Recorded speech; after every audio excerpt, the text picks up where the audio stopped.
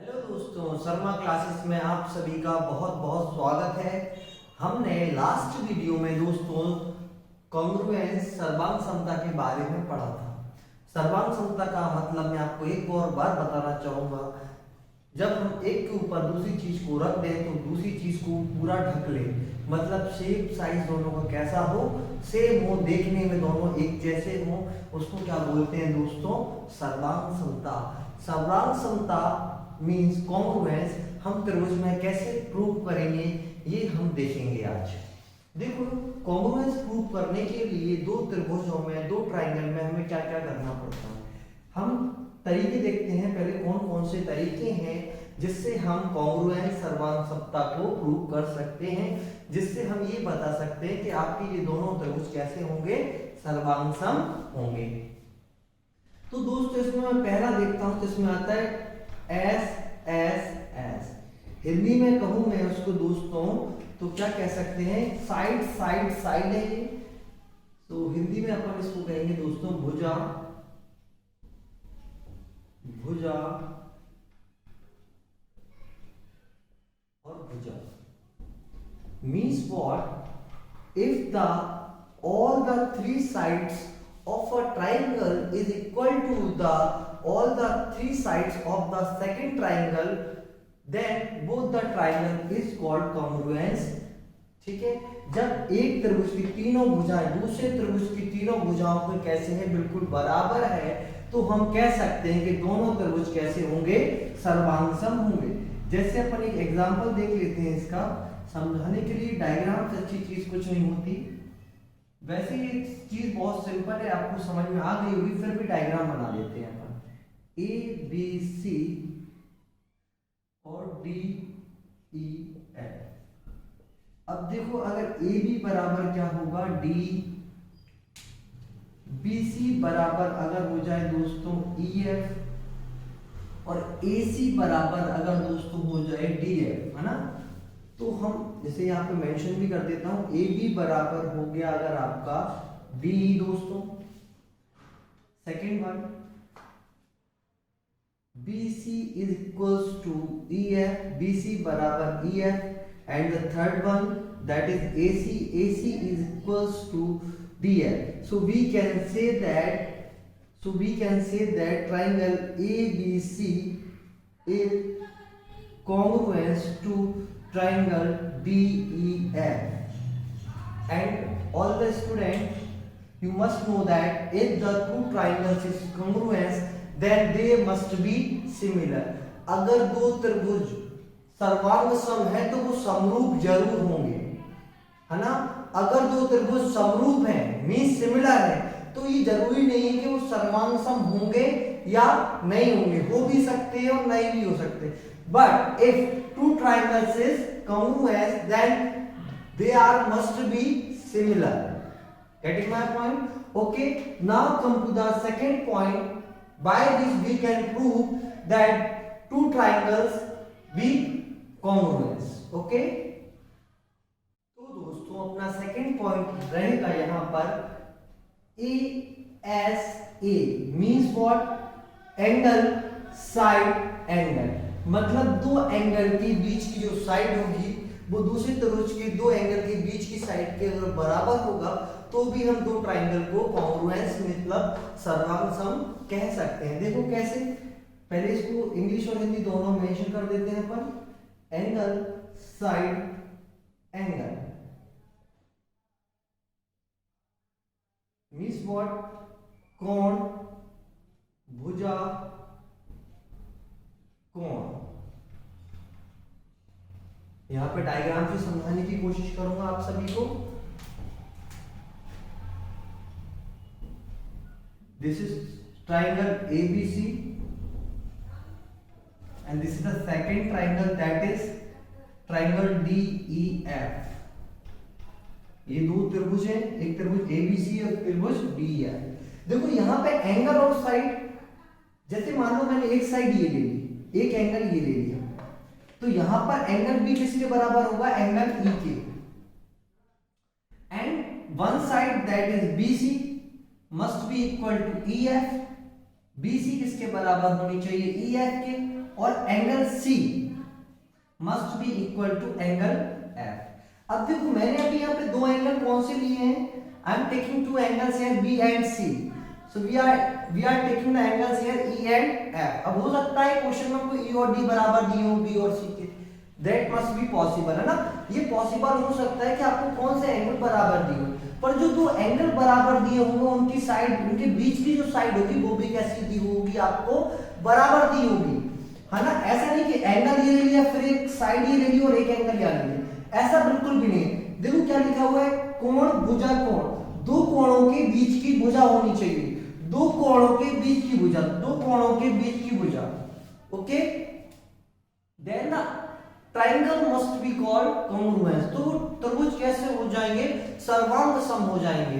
तो हम यहाँ देखो क्या लिख रहे हैं, यहाँ पे एंगल बी बराबर मैंने कर दिया एंगल ई के, BC बराबर मैंने दोस्तों कर दिया EF के, BC is equals to EF, then angle C is equals to angle F, then we can say that a triangle ABC is congruent to triangle DEF. This is the second property by which we can say that two triangles must be congruent if they are following this property.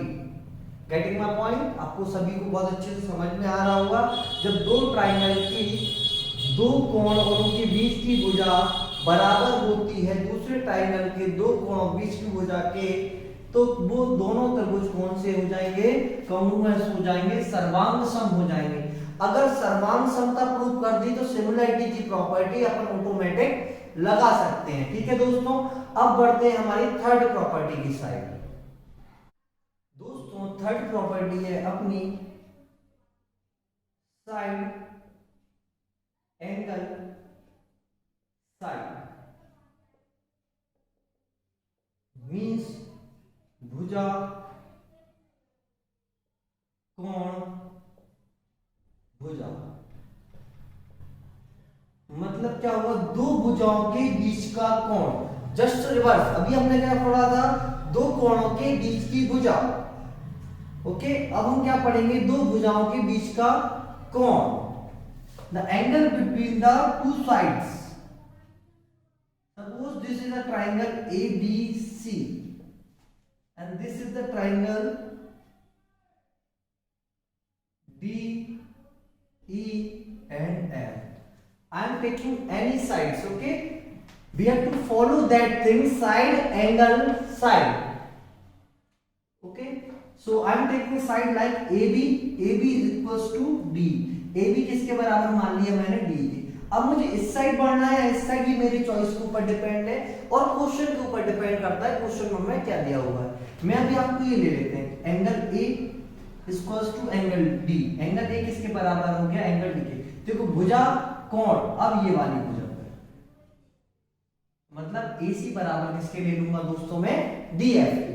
तो इससे भी हमने prove कर लिया। देखो AB बराबर किसके हो गया दोस्तों, DE के, एंगल A आपका बराबर हो गया एंगल D के, and AC sorry that is my mistake, AC is equals to DF। अगर हम इसको प्रूव कर पाते हैं, ये हमें डाटा अगर गिवन होगा और ये बराबर दिए हुए हैं, so we can say that, तो हम कह सकते हैं त्रिभुज ABC सर्वांगसम होगा किसके, त्रिभुज DEF के। ठीक है दोस्तों, बहुत अच्छे से आपको आई होप समझ में आ रहा होगा।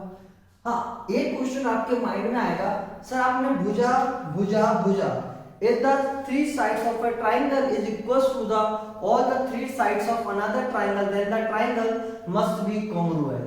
मतलब क्या, अगर किसी त्रिभुज की तीनों भुजाएं दूसरे त्रिभुज की तीनों भुजाओं के बराबर है तो वो त्रिभुज सर्वांगसम होंगे, कॉन्ग्रुएंस होंगे। सर आपने हमें एक चीज नहीं बताई, ऐसे भी कॉन्ग्रुएंस हो सकते हैं, सर्वांगसम हो सकते हैं दो त्रिभुज, यदि एक त्रिभुज के तीनों कोण दूसरे त्रिभुज के तीनों कोणों के बराबर हो तो वो क्या त्रिभुज सर्वांगसम होंगे, कॉन्ग्रुएंस होंगे। मैंने कहा बिल्कुल नहीं, क्योंकि किसी भी त्रिभुज के तीनों कोण दूसरे त्रिभुज के तीनों कोण के बराबर होते हैं तो वो किसकी प्रॉपर्टी है दोस्तों, सिमिलरिटी की है, समरूपता की है, ना कि सर्वांग समता की है।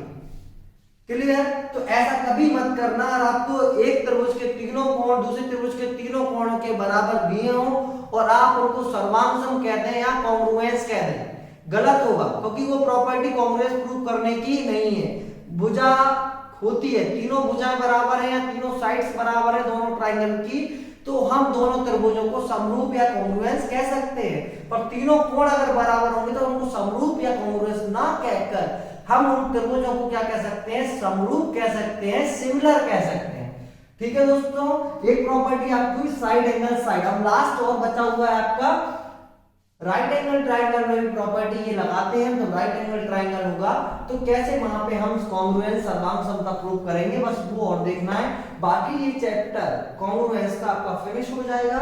फिर हम ट्राइंगल्स के बारे में और प्रॉपर्टी जानेंगे, जैसे कि सेंट्रॉइड, मीडियन, इन सेंटर। ठीक है, तो फिर फोर्थ प्रॉपर्टी पर आगे बढ़ते हैं दोस्तों। ये है रही अपनी फोर्थ प्रॉपर्टी दोस्तों, last but not the least, R H S. R मतलब हो गया राइट एंगल, मतलब 90 डिग्री का angle. R stands for right angle. Right angle means what, समकोण त्रिभुज, समकोण जो बनेगा ना। H stands for hypotenuse, means what, कर्ण, and S stands for side। तो समकोण या 90 degree, you can say right angle means 90 degree angle, okay, hypotenuse means कर्ण, S means side। So here we are drawing two right angle triangle, that is ABC, which is right angle at B, and right angle, second right angle, that is right angle DEF, which is right angle at E। Okay, देखो corresponding sides है ना बराबर होगी। देखो कैसे, angle B is equal to angle E, ये तो हो ही जाएगा बराबर, both are equal to 90 degree. Okay, अब हाइपोटेन्यूज मतलब कर्ण, so what is here hypotenuse, side in front of the right angle. 90 degree के सामने वाली जो साइड होती है उसको क्या बोला जाता है दोस्तों, कर्ण, हाइपोटेनस।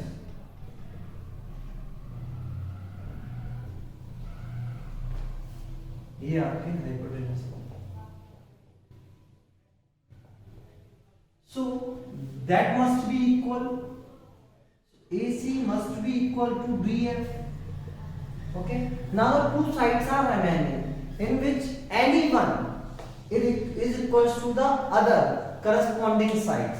देखो, अगर AB किसके बराबर है, DEF, ये भी पॉसिबल है, BC किसके बराबर होगी, EF, कोई भी एक साइड और बराबर होनी चाहिए। Means what, I am taking here AB is equals to DE।